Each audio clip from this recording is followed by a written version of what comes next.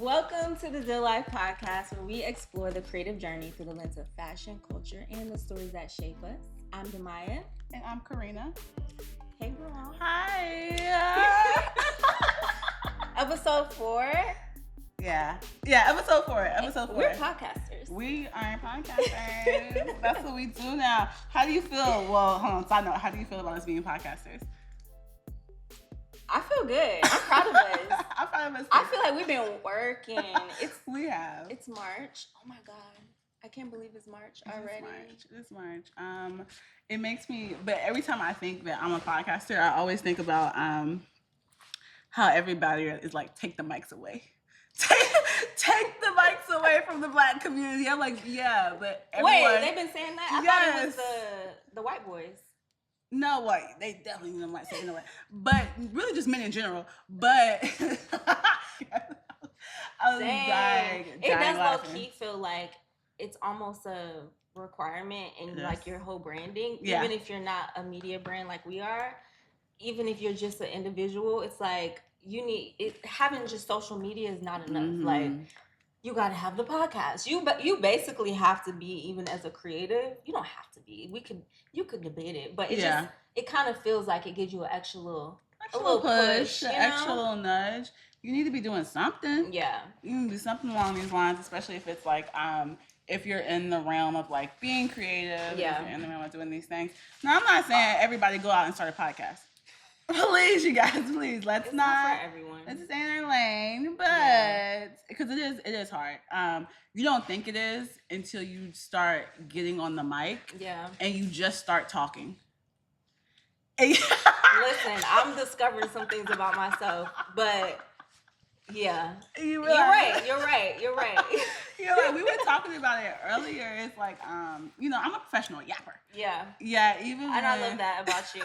That's why you're my bestie. Even like on the phone with you, I literally call Maya and I just brighten up.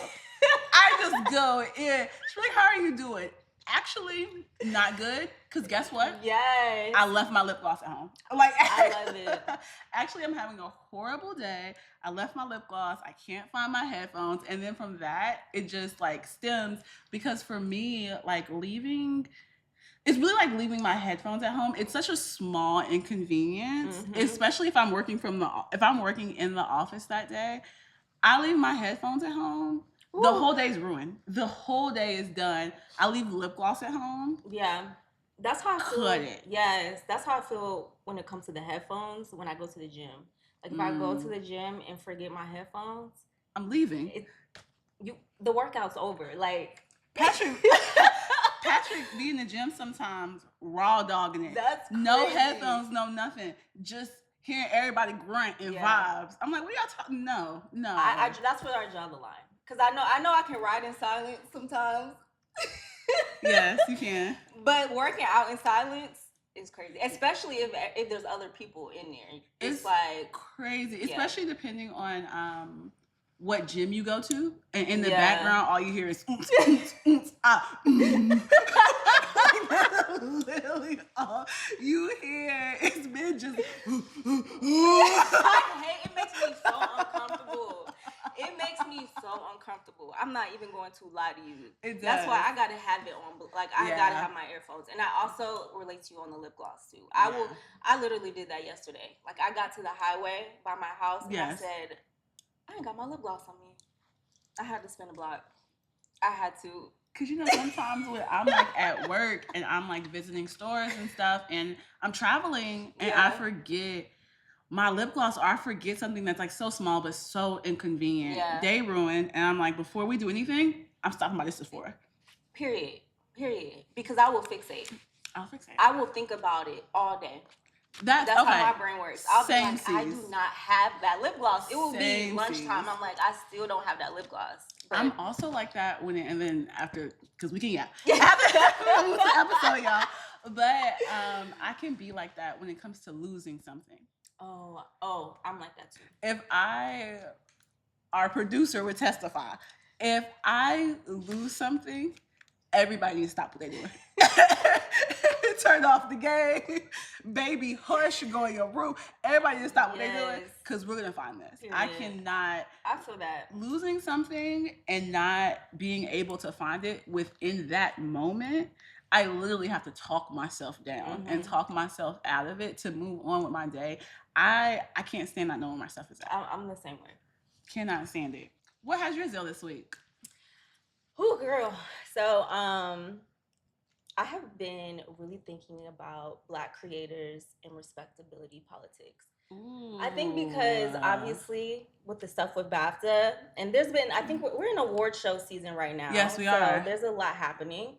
And first off, I want to say, did you know what BAFTA was before any of the controversy? Yeah. I knew what it was just off of the simple fact of following fashion and following award shows. Okay. That's the only... They cover fashion too? Yes and no. Okay. So really if we take a step back, anytime there's like a red carpet event, I always pay attention to what somebody's wearing, and like for like brand deals or who was an ambassador for this brand. No, that's I'm always curious about that. So I knew what BAFTA was from that fashion standpoint, which is, it's just the British like film awards festival, but I think BAFTA's more serious than the award shows over here. I could be lying. I think the Brits may have a higher standard, or it's just because it's not necessarily in like celebrity culture type of way. Yeah. And I think why I asked though, because to be honest, I hadn't heard of it before. And for me, Sinners, the movie Sinners, because they are just sweeping. I'm learning a lot. This is the first time I've been introduced to it. Oh my gosh. But that said, I do think award shows to me are like a snapshot into what we experience in corporate and in the creative industry, because it speaks to, we talked a little bit about that on the first episode, I think. Yeah, we did. To the system, to the institutions, and that's always been an ongoing conversation, even with the Grammys and of course with the Academy. So I think even in that situation, and if you don't know what the situation is, just do your Googles. Because we're not here to talk about the situation at hand. I'll briefly explain it. I'll briefly explain what happened. So essentially at the BAFTAs, somebody was invited that had Tourette's. I think he did like a documentary on Tourette's and tried to bring more awareness to it, essentially, right? Yeah. That's what happened. And when Michael B. Jordan and Delroy get on stage, he yells the N-word. And it's like a trigger for him, and it's Tourette's or whatever. And from that standpoint, there was just a lot of conversation around it and all that type of jazz. But that's not what we're here to talk about. But that's the background story in case you do not know Absolutely, yes. Exactly. And when I looked at their faces and their reactions when it was said, like, my heart dropped. They kept their composure and continued the job.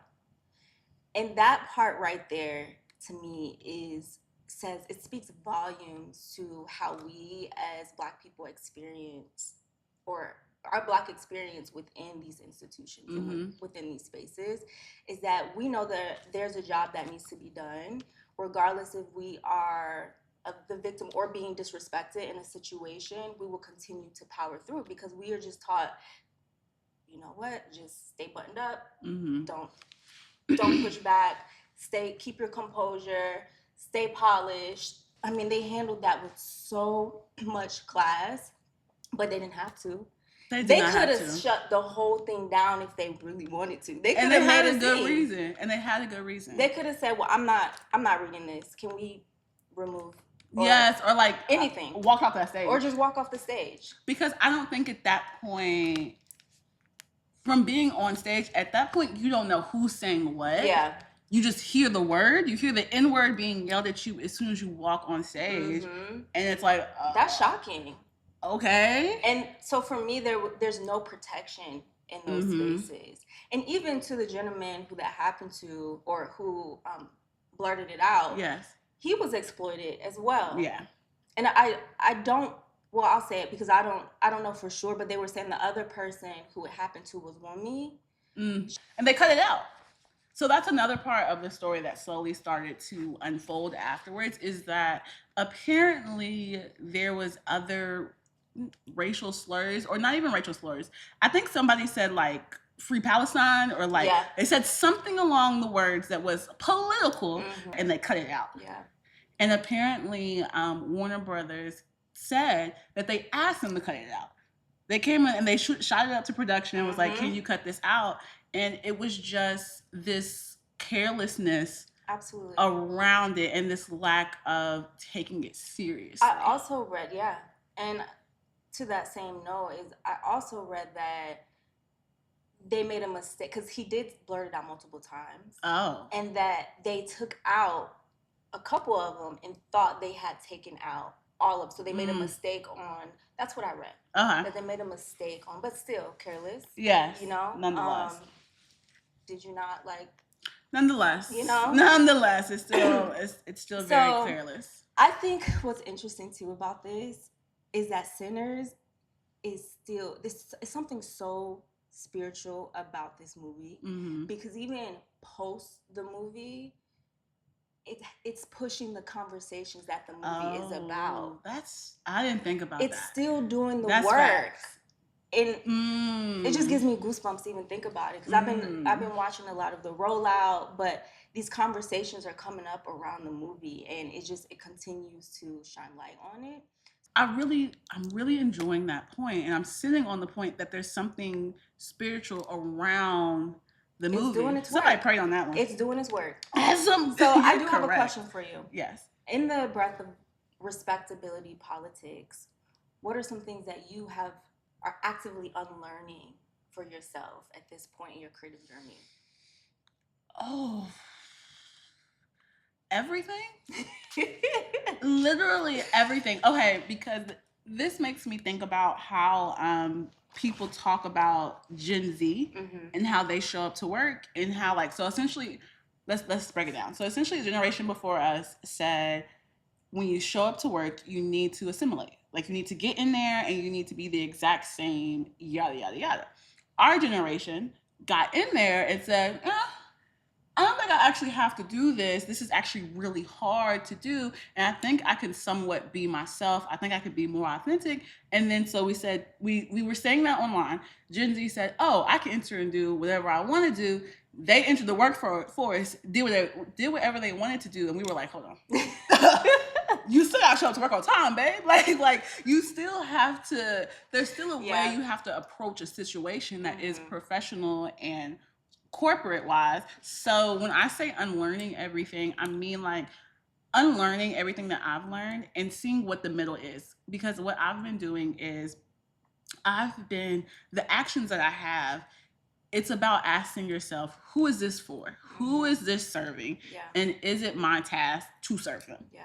Because if I'm showing up to work dressed a certain type of way, talking a certain type of way that only serves everybody else around me, I'm not doing it. Yeah. Like I'm not doing it. I can talk how I want to talk. I can be as personable because do you code switch? No, I don't. Depends. What does that mean? What does code switching mean? Because it's like when I go to work, of course I'm not playing Sexy Red. Yeah. But that's just because I'm in a corporate environment. So of course I wouldn't do that. But I work in a creative corporate environment. So that does make a difference. And being with your friends that work in tech versus talking to your friends that work in creative field, totally different things. So listen, if you work in tech, don't listen to me. You cannot show up dressed any other type of way. Yeah. But like I'll go to work and I may not be listening to Sexy Red, but I'll listen to like Brett Fayez. Like I'll listen to something that's a little bit, it's clearly black. Yeah. But it's a little bit more calmer. Like, so I don't know. I think there's a whole bunch of different sides of you. I don't know. I really don't know about that code switching question because I still show up with nails. This hair in my head gonna show up at work tomorrow. Like I'm still showing up as Do you me. have a voice that you put on that's different from how you speak to? No. I talk the exact same. It's a little bit, I talk firm all the time. So it's the same. I'll use different verbiage sometimes. just to get my point across. Like, I'll use synonyms a couple of times, just to sound more professional. But that's pretty much it. Yeah. That's pretty much it. In general, which is interesting, we've been talking about this. In general, I've been trying to have this release of freedom. We talked about this, and I'm like, I don't want to hold myself to anybody else's opinion anymore. Which we'll get into it for imposter syndrome. Yeah. Like, that's the bigger part of this episode. We'll get into it. But what about you? Yeah, actually, it was similar to what you were about to kind of get into. But for me, it's when I'm in a room or in a space, first of all, I think I'm unlearning to the stereotypes of being afraid to lean into or be myself because I'm afraid of what the stereotype will be for Black women. So yes, if I disagree with somebody, I think in the past or my younger self maybe would have kind of shrunk a little bit. I think I'm consciously unlearning that because I think oftentimes it's like I don't want to be painted out to be, especially when you're the only one in that space. It feels sometimes like you have to carry a lot of that sort of stigma around being Black in those spaces. But that's what I'm unlearning. It's like, just because I'm the only one, that is not my duty to hold on to that or to feel like I can't speak up or I feel like I can't, push back on an idea or assert my creativity because someone else disagrees with me. And I think whenever there's conflict, when it comes to Black women, it can often feel like, oh my God, she's being difficult. She's hard to work with. That stereotype, we've heard that so much. Yes. The angry Black woman trope. Yes. And I don't care. I'm unlearning it. Maybe I'm angry. Maybe you made me mad. Like, you know what I mean? Yes. Like, I don't care. Exactly. And that... It reminds me of, I know the moment that I decided to unlearn that. Yeah. I was on set and I was working at this theater at the moment. And I feel like I called you to talk about it. I know I did. I was on set and I entered the workroom or whatever. I was a tailor or whatever. Mm-hmm. I enter and somebody pulls me aside and they're like, hey, I just want you to know the conversation that was had. And this man came in the workroom and was just talking mess about Black women. Yes, I remember. Was talking cash. That. Mind you, I'm the only one backstage, period. Yeah. So there's a couple of us on stage, but as a Black woman, I'm the only Black person backstage working in wardrobe. When I say wardrobe, makeup, set design, production, only one. Mm-hmm. Only one in these meetings. And he came in he was like I don't know what he was, like I can't think of the word, but he came in and was just talking mess, and was like, why do Black women act like this? And why are they so aggressive? See, that's where you need the respectability politics, because why are you so comfortable speaking like this? And everybody else in the room, because I was the last person to get there, I was not late, but everybody else in the room was just like letting him go on this rampage about Black women. And we're just letting him talk and yada, yada, yada. And it hurt me so bad. Yeah. It hurt me so bad. Because it was a Black man that did it. Yeah. And was just talking about how angry we are and yada, yada, yada. So I went up to the supervisor and I was like, why'd you let him do this? Yeah. Essentially, like, why didn't you stop this conversation ahead of time? She was like, whatever that answer was that answer. And the moment that I decided to stop, it was because, one, I didn't feel protected in that moment. Yeah. Because even, whatever, I'll let that go. I didn't feel protected in that moment. And then two, the issue was, I'm like, there's stereotypes that are always going to beat me to the room. Mm-hmm. Mm-hmm. Literally. It doesn't matter what you do. It does not matter. If you already have that sort of stereotype or that perception of me, I'm not here to convince you otherwise. And I, as a Libra, people pleasing, so I tried so hard to get this image because I wanted to move up, and they was playing in my face, and I was like, oh, and I was trying so hard to not seem a certain type of way, and once I realized what was said and all that type of stuff, and it really was literal, that it will always beat me to the room. I literally looked at everybody and said, okay, well, F it then. I'm showing up how I want to show up. Like, I'm showing up how I want to show up. If damn if I do, damn if I don't. Exactly. Yeah. Especially if there's no protection in the matter. Oh, I'm showing up how I want to show up. And from that point on, you can call me aggressive, whatever. I'm mad. Yeah. So I'll take it. Yeah. At least you know you won't mess with me no more. Exactly. Because to me, it's a tactic to get you to shut up. To calm down. Don't say anything. Stay small. Exactly. Stay small. So, no, that's good. That's good. What has your Zeal? What has my Zeal this week is really just talking about Black creatives. Because I'm just so sad. Black fashion, and really it's versus the production and the scalability of a brand. Yeah. Really what stemmed this is Hanifa.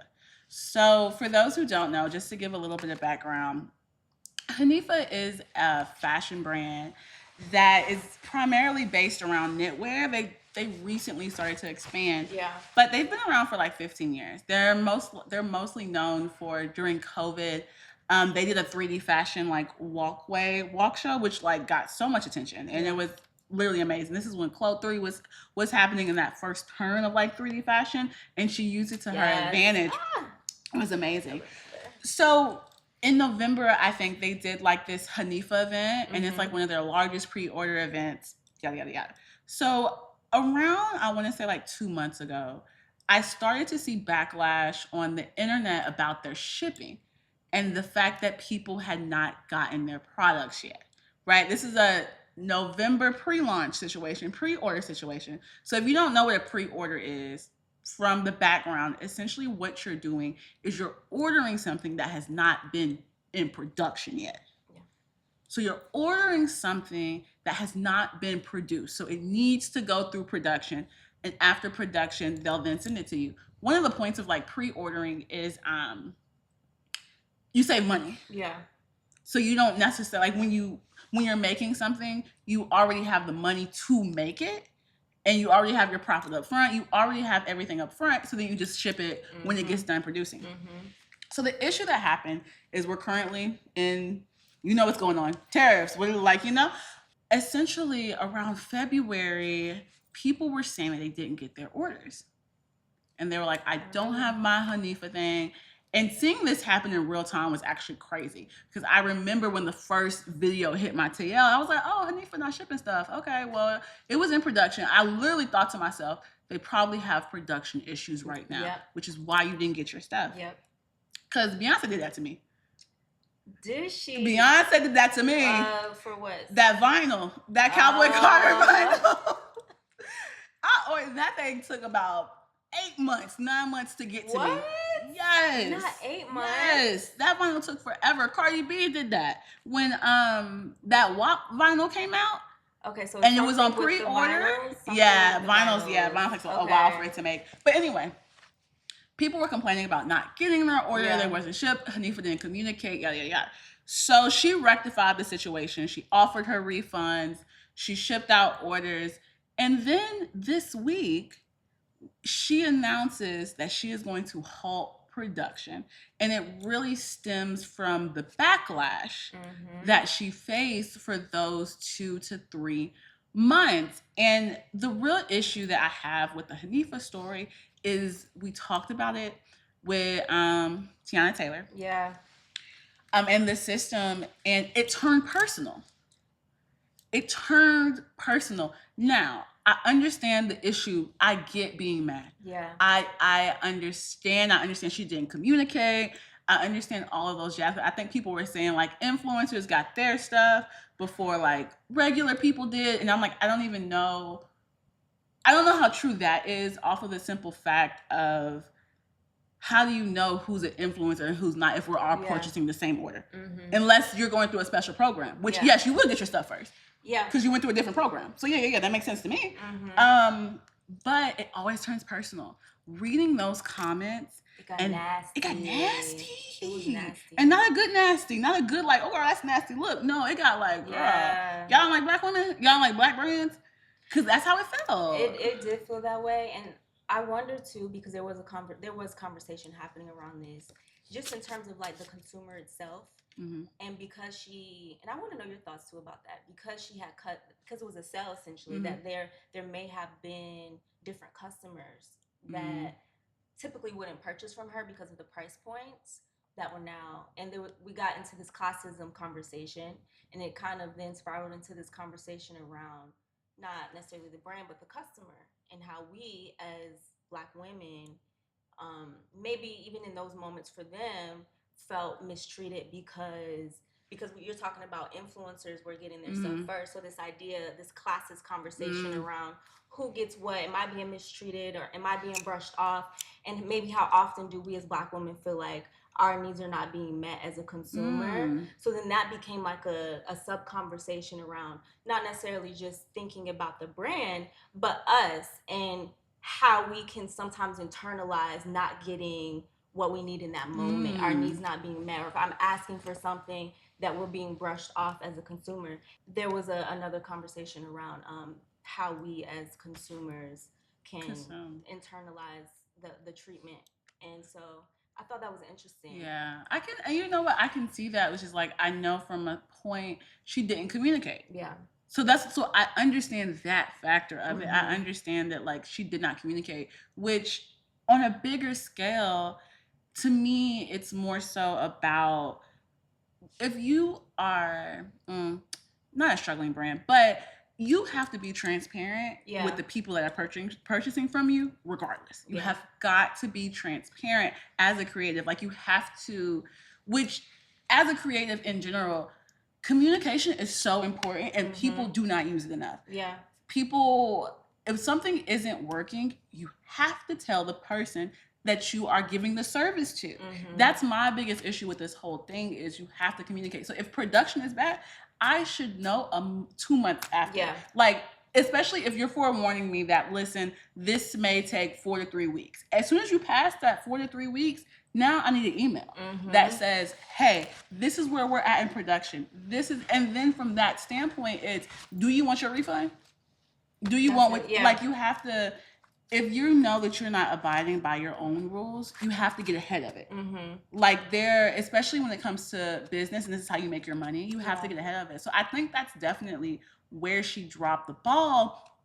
But for me, the part that is so disheartening is you didn't educate your consumer, right? So I don't expect the consumer to know everything that I know just based off working behind the scenes. Yeah. But it makes me think of like a Omni Colette. It makes me think about like Martine Rose just said that she stopped production for her fall show due to production issues. And it makes me think, like, as Black brand, how do you scale? How do you scale? How do you have production that is just able to still be profitable?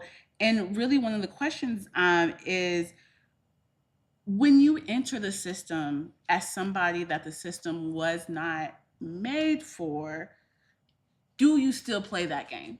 Or do you create your own? Because what I'm noticing within these Black fashion brands, because really it's the only one we really have, not the only one we really have, because there's a lot of Black fashion designers, like Laquan, Sergio Hudson, you have Rachel Scott, like you have a couple of them. The question that I'm having is, one, do we have them that are on the scale of not being luxury? Like, where are the Black brands that are the medium category? Right? That are like, you're not selling like custom pieces, you're selling to the everyday woman, which we have some, but how do we scale those brands? How do those brands have little boutiques all over the world? Like, what are we doing for those brands? And it makes me think, should they be playing the game or should they create their own? Ooh, I would say that is the age-old question of being Black. I'm gonna be honest. That question is posed and framed in several ways throughout our experience as Black people, period. But in this context, it's difficult because we're talking about something that requires money. right? It requires It capital, infrastructure. Yeah. It requires, and I think another thing, side note from this, that gets me about fashion in general. Fashion in general is not a profitable business. Yeah. Like that also needs to be said in the midst of this. Mm-hmm. To me, fashion brands are like restaurants. You're going to open one, but you're going to lose your money. Right. Your overhead is going to be too high. Yeah. So even when we see people that are successful with fashion brands, it makes me think of the Renaissance and how there was always somebody backing them. Yeah. And that's what that's what a lot of brands need, which is why like some fashion brands use their perfume, and that's where their money is. Right. Their money is actually in their perfume, and then the clothes are just extra because they're dressing celebrities and they're doing yada yada.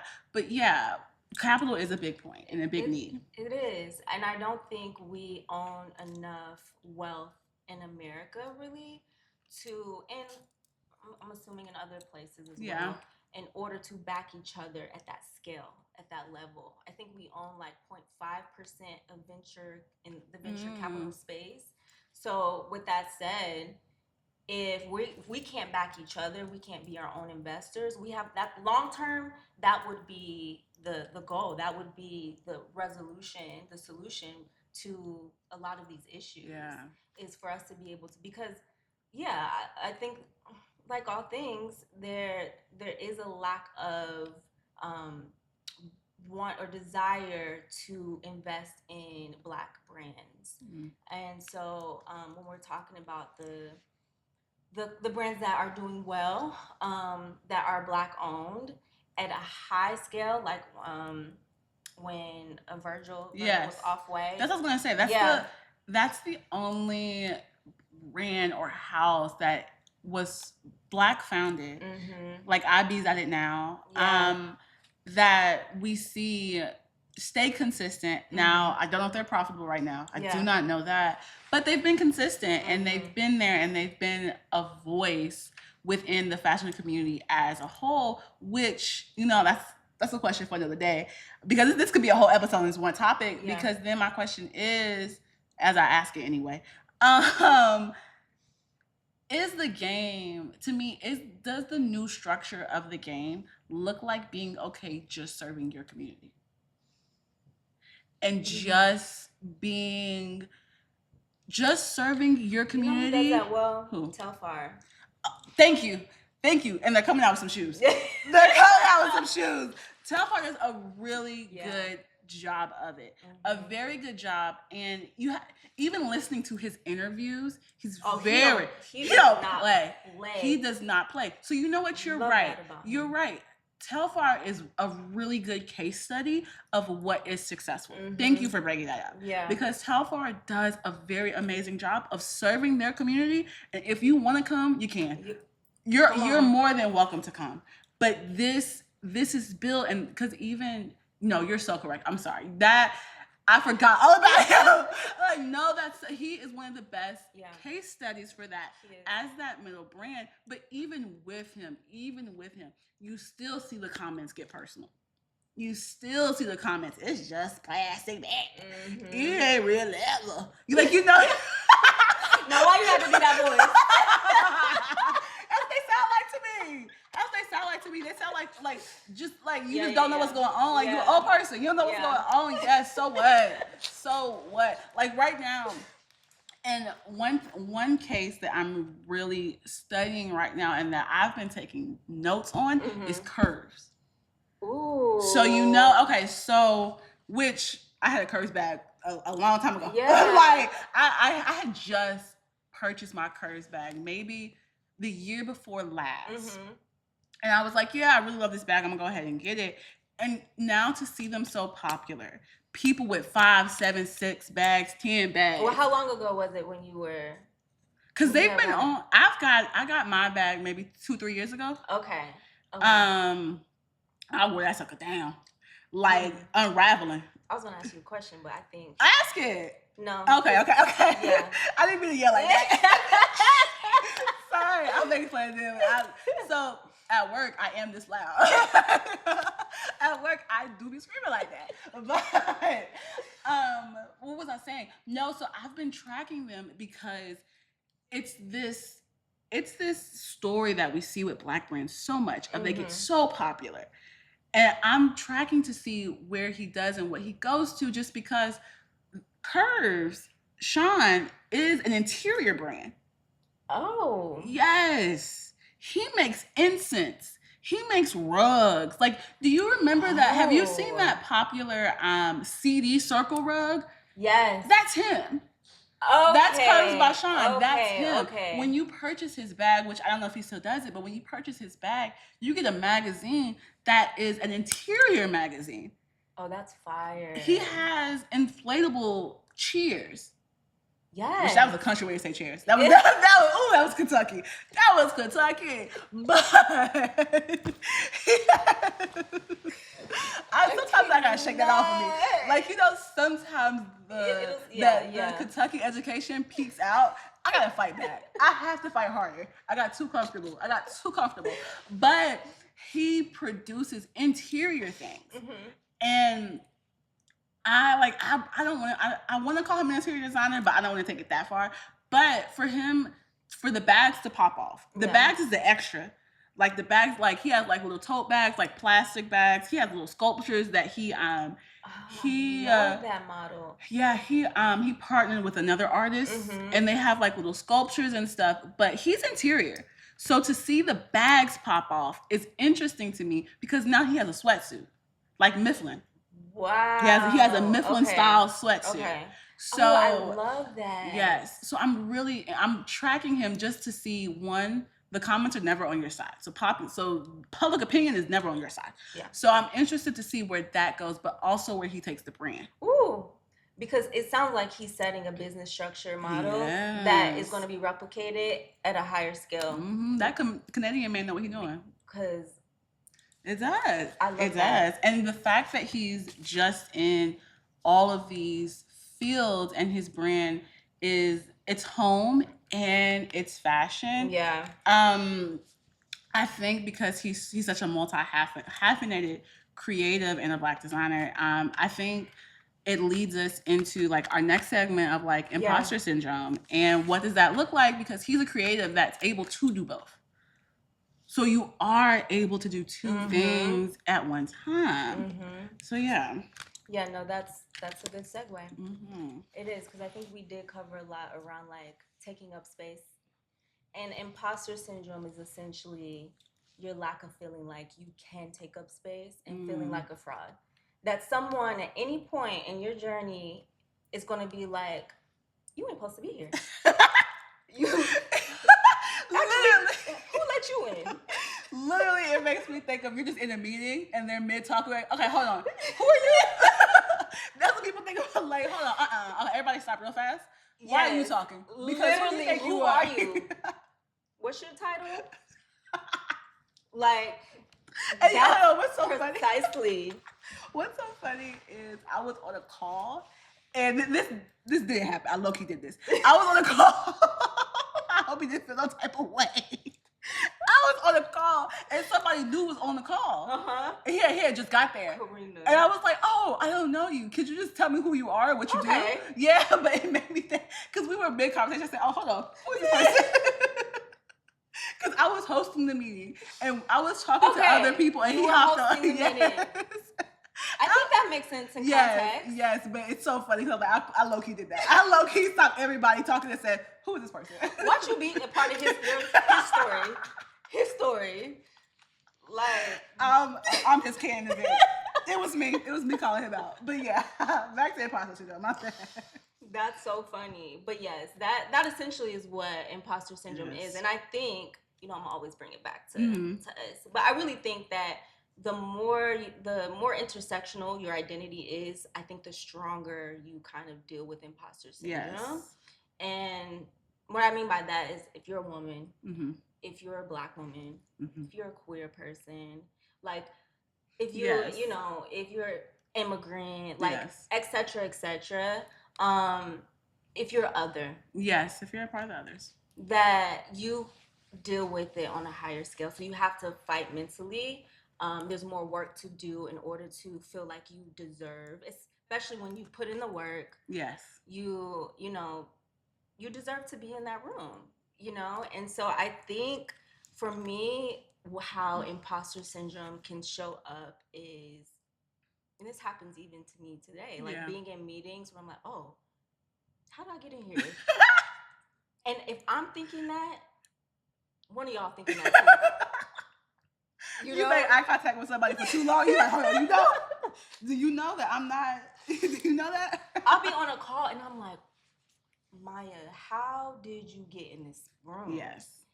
And even in those moments, I think it can show up physically as like knowing your expertise are needed, or something is, you can contribute to the conversation, but maybe you shrink yourself or don't say anything because you don't want that attention then to go to you, and like you did, oh boy.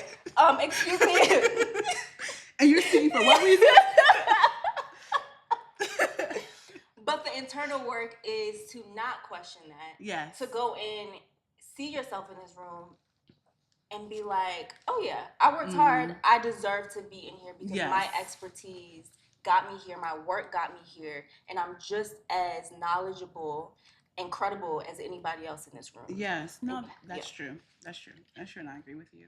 I think that because I'm trying to think about okay, so now I experience imposter syndrome, but because when we decided to talk about this, I was like, I don't think I experienced that. I was like, I don't think I have that.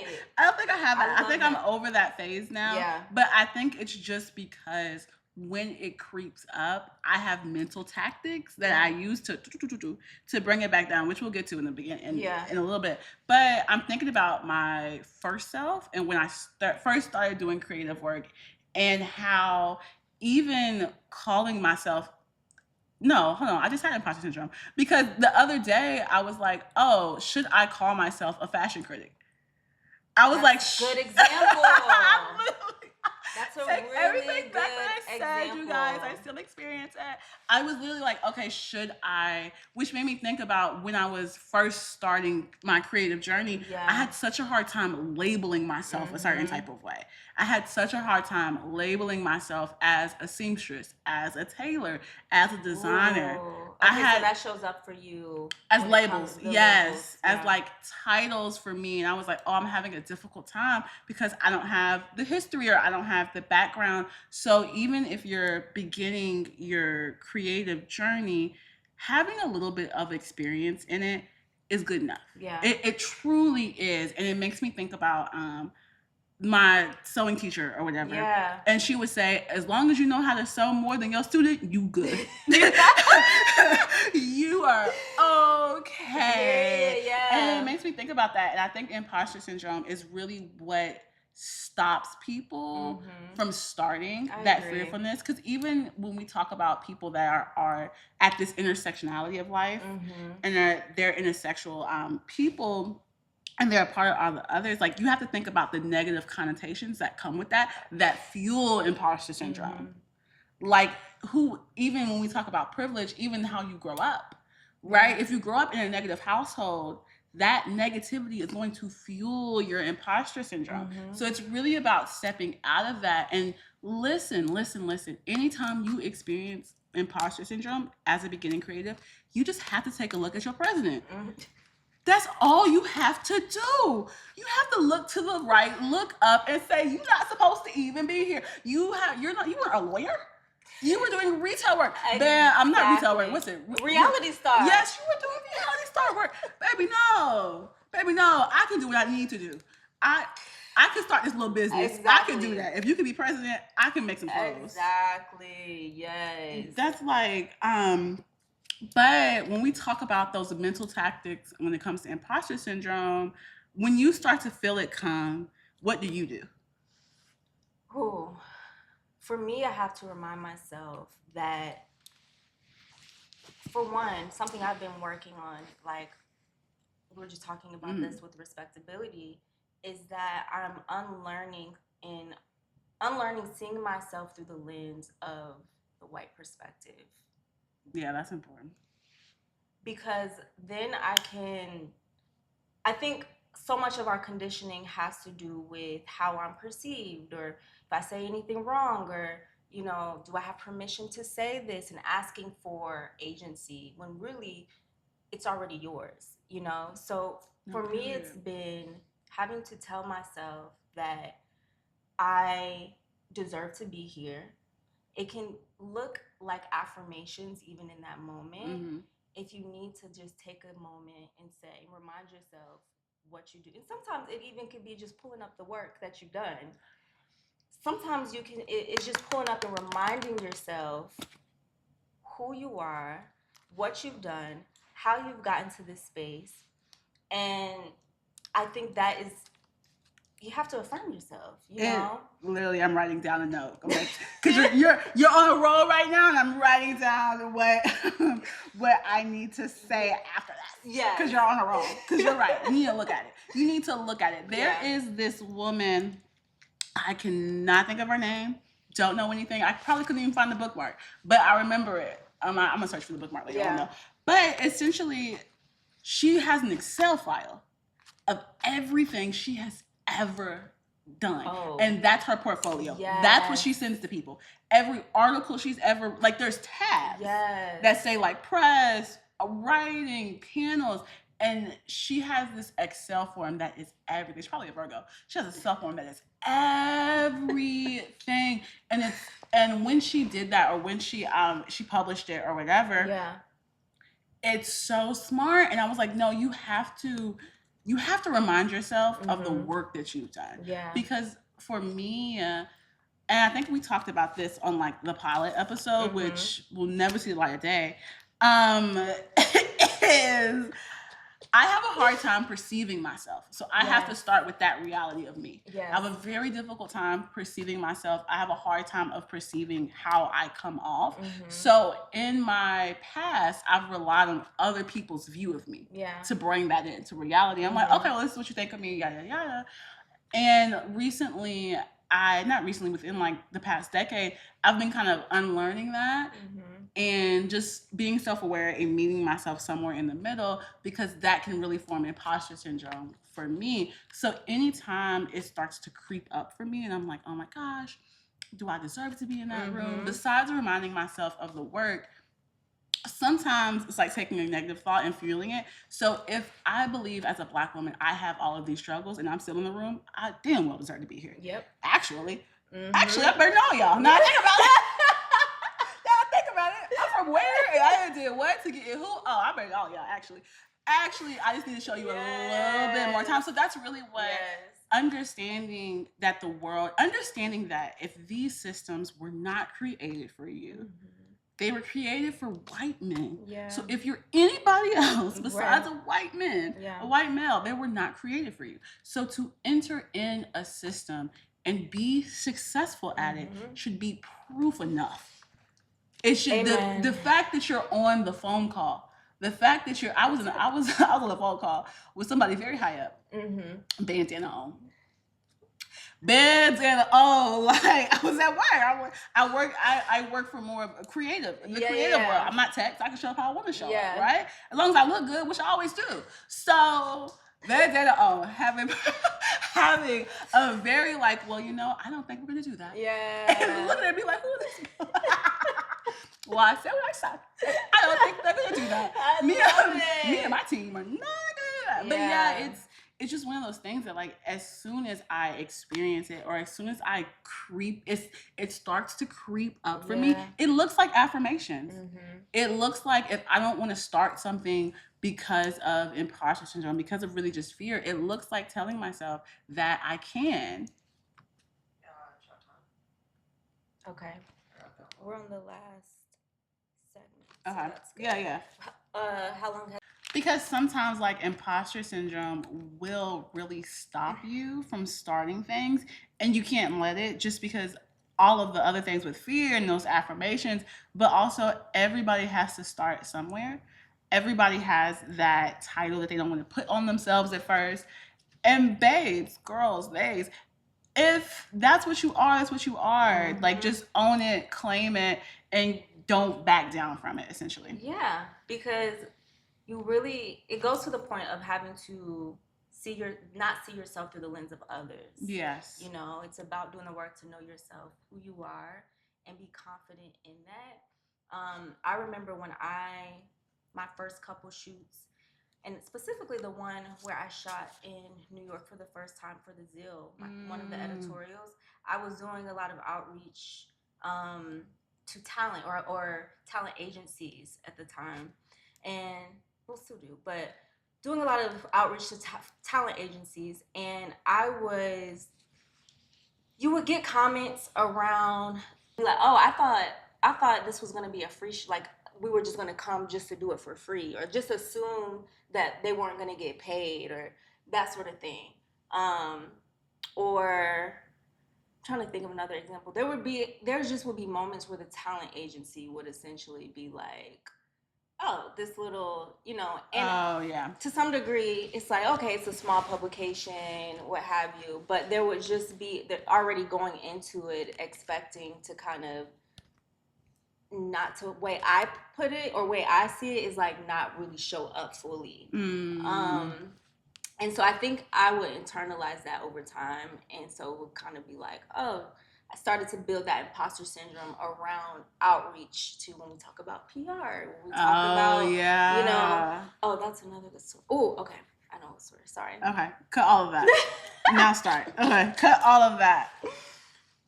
Okay. So yes, it makes me think about, to our point or earlier, around not seeing yourself through the lens of others. And I remember there were moments also, I just actually thought about a moment with you when I'm not going to say where, but we had went somewhere and we were covering the event, and I ran into someone in the PR, and I was like, hey, and I introduced myself and I told them what the platform was. Yes. And they were like, oh yeah, we're going to put you on the list to start receiving PR. And they never did. And I followed up. Yes. Just ignored. So that happens so many times that you start to internalize the outreach portion, reaching out to agencies, reaching out to PR as a media brand, as a Black media brand, that you can internalize that, and it kind of builds that imposter syndrome around like, can I occupy this space? But again, you have to tell yourself, I can, and you do have to start somewhere, and starting is very vulnerable. It is. It's a very vulnerable experience, and you have to be okay with people perceiving you however. That's none of your business. It is, and I think like even with imposter syndrome, as long as you're doing the work that validates you, that's all that matters. But you have to understand, with the world that we live in and just social media and all that type of stuff, nobody co-signs you until everybody co-signs you. Yeah. And that's just what it is. That's so true. No, like, so it's just one of those things where you have to be so firm in starting and in doing, and if it's work that validates you. That's another thing. Sometimes when imposter syndrome creeps up, you have to ask yourself, is this work that I should even be doing to begin with? Yeah. Because the work that you should be doing validates you. And you validate the work. So that's the end of it. There's, for example, even with, we talked about the beginning with calling myself a fashion critic. Me talking about fashion is validating for me. Yeah. And the response that I get, we take that away, but like, it's validating for me, and that's all that matters. Anything else that comes from it does not matter. It's validating for me. So even when I start to get tight about it, that imposter syndrome just doesn't creep in, because it's for me. And as a creative, when you start something, one of the most important things to defeat imposter syndrome is to say, who am I starting this for? Yeah. Am I starting this work for myself? Am I starting this work because I had an old dream that I'm still holding on to, and I'm waiting for somebody else to tell me this is good? Well, it's just because it's me. Like, there's a fashion brand that I follow here.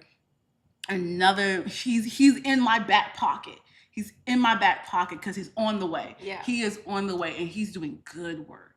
He's doing good streetwear work, and nobody's co-signed it yet. Nobody's came up, but he's doing really great work. Small following, super small following. And I'm like, no, you're in my back pocket, and I'm watching you and things of that nature.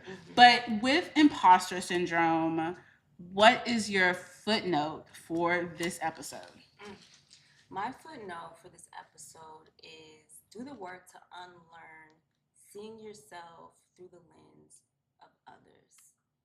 Love it. Period. End of sentence. I think for this episode, mine is, it's only imposter syndrome when you deserve to be there. Idiots think they can be everywhere. End of sentence. Love it. Yay. Yeah. Episode 4, we did it. Thanks y'all for tuning in. Hope you like, subscribe, engage, and we will see you in the next one. Yes, enjoy. To those